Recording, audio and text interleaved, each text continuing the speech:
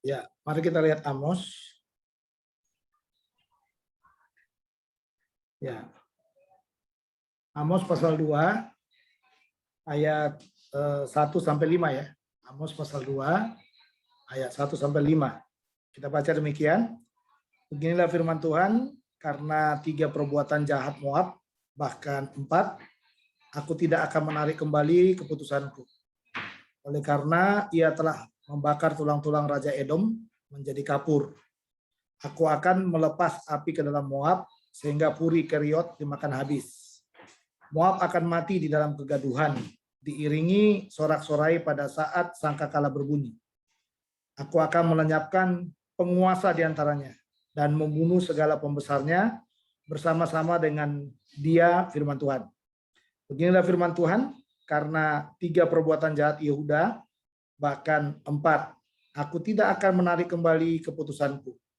Oleh karena mereka telah menolak hukum Tuhan dan tidak berpegang pada ketetapan-ketetapannya, tetapi disesatkan oleh dewa-dewa kebohongannya yang diikuti oleh nenek moyangnya.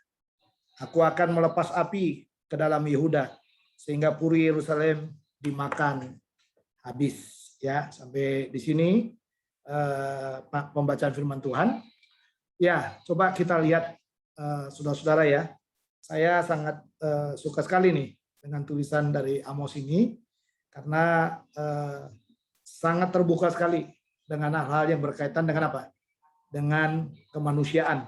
Ya, jadi Amos itu sangat menekankan bagaimana kita hidup di dalam keadilan ya, keadilan yang diterangi oleh firman, keadilan yang benar-benar kita tunjukkan di tengah-tengah dunia ini.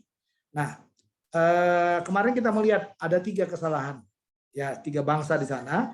Sekarang ditunjukkan kepada kita lagi ada 2 kesalahan dari 2 bangsa, yaitu yang disebut dengan bangsa Moab dan juga Yehuda. Ya, Moab dan Yehuda. Lihat di sini ada Moab.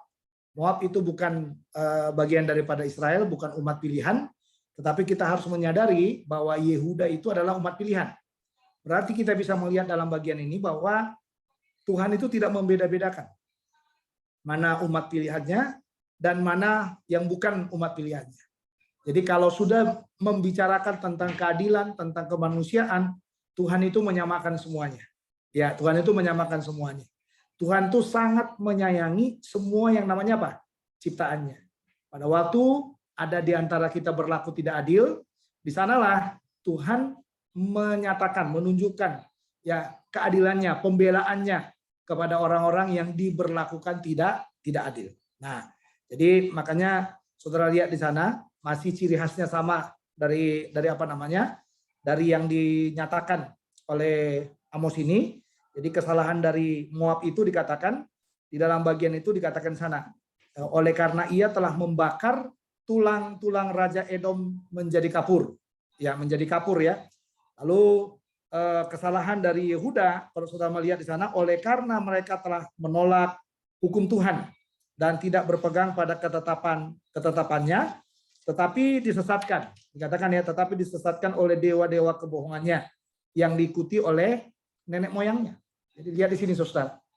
Jadi satu adalah kesalahan kemanusiaan. Moab memberlakukan, dikatakan Raja Edom itu membakar Raja Edom.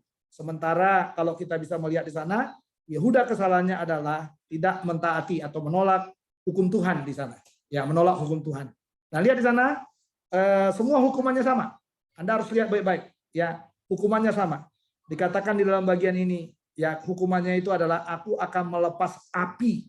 Nah, ini. Jadi kejahatan itu dibakar dengan api, saudara. Ya, lalu di dalam ayat 5 juga sama, aku akan melepas api. Nah, api yang dilepaskan. Jadi api Tuhan itu yang dilepaskan. Untuk apa? Untuk membakar semua kesombongan dari orang-orang yang tidak adil itu. Untuk membakar kesombongan dari orang yang menolak hukum Tuhan itu. Nah, ini saudara. Inilah ciri khas dari Tuhan. Jadi Tuhan itu paling benci kepada orang yang berlaku tidak adil. Ingat baik-baik. Ya, Tuhan itu paling nggak suka dengan orang yang merasa hebat sekali, merasa dirinya kuat sekali, merasa dia sanggup melakukan apapun tanpa Tuhan dalam hidup ini. Tuhan tidak pernah mentolerir orang-orang seperti itu.